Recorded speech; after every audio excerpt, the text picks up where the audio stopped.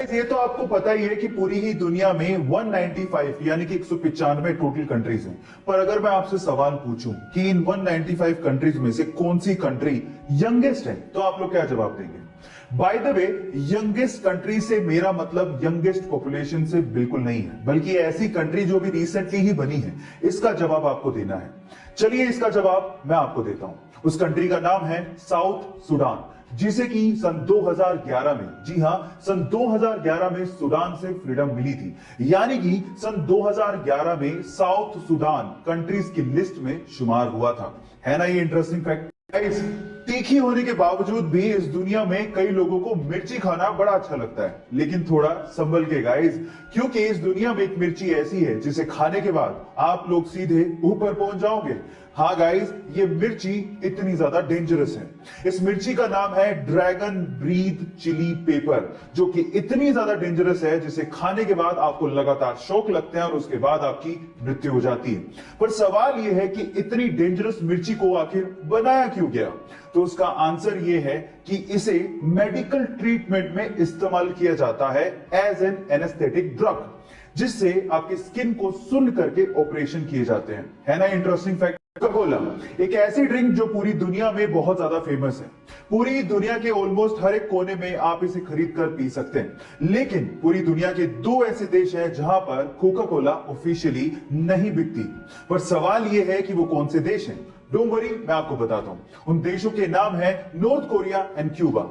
अब north Korea या Cuba का नाम सुन के शायद आप ये सोच रहे होंगे कि वहां के तानाशाही की वजह से ये ड्रिंक्स वहां पे नहीं बिकती होंगी, लेकिन ऐसा नहीं है। यूएस ने खुद ने ही इन दोनों देशों पे ट्रेडिंग के प्रतिबंध लगा रखे हैं। हालांकि अनऑफिशियली ये देश मैक्सिको और चाइना से, जो कि इनके नेबरिंग देश है, वहां से एक्सपोर्ट करके कोका कोला को मंगवाते हैं। यानी कि महंगे दामों में आप वहां पे कोका कोला का सिप का मजा अनऑफिशियली ले सकते हैं, लेकिन ऑफिशियली नहीं। गाइस, कंपनीज में सिलेक्शन किस बिहाव पे होता है? क्या आपने कभी सोचा?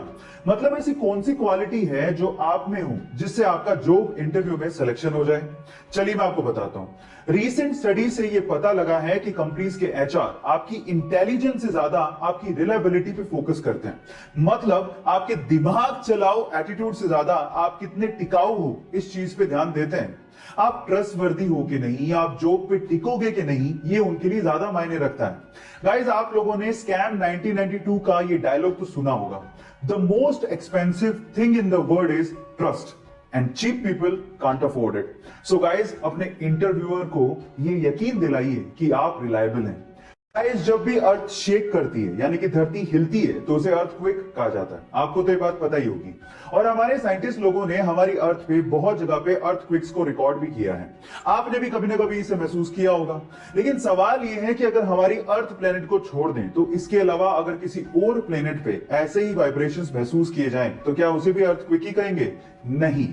आपकी जानकारी के लिए मैं आपको बता दूं कि नासा ने पहली बार, इतिहास में पहली बार 6 अप्रैल 2019 को ऐसे ही वाइब्रेशंस मार्स के सरफेस पे रिकॉर्ड किए थे, जिसे मार्स क्विक का नाम दिया गया था। है ना अमेजिंग फैक्ट? आप लोगों ने हेवेल्स कंपनी का नाम तो जरूर सुना होगा। मे बी आप में से बहुत सारे लोग हेवेल्स कंपनी के इलेक्ट्रिकल अप्लायंसेस यूज भी करते होंगे। लेकिन मजेदार बात यह है कि बहुत सारे इंडियंस सिर्फ हेवेल्स कंपनी के नाम की वजह से इसे एक फॉरेन कंपनी मानते हैं, जबकि ऐसा है नहीं। ये एक प्योरली इंडियन कंपनी है, जिसका नाम इसके पहले ओनर हवेली राम गुप्ता के नाम पे रखा गया है, जिन्होंने इस कंपनी को उस समय मात्र 10 लाख रुपए में बेच दिया था। और आज ये कंपनी एक पब्लिक लिस्टेड कंपनी है, जिसकी इवैल्यूएशन 5000 करोड़ रुपए की है, जिसमें लगभग 6000 लोग 50 अलग अलग देशों में काम करते हैं।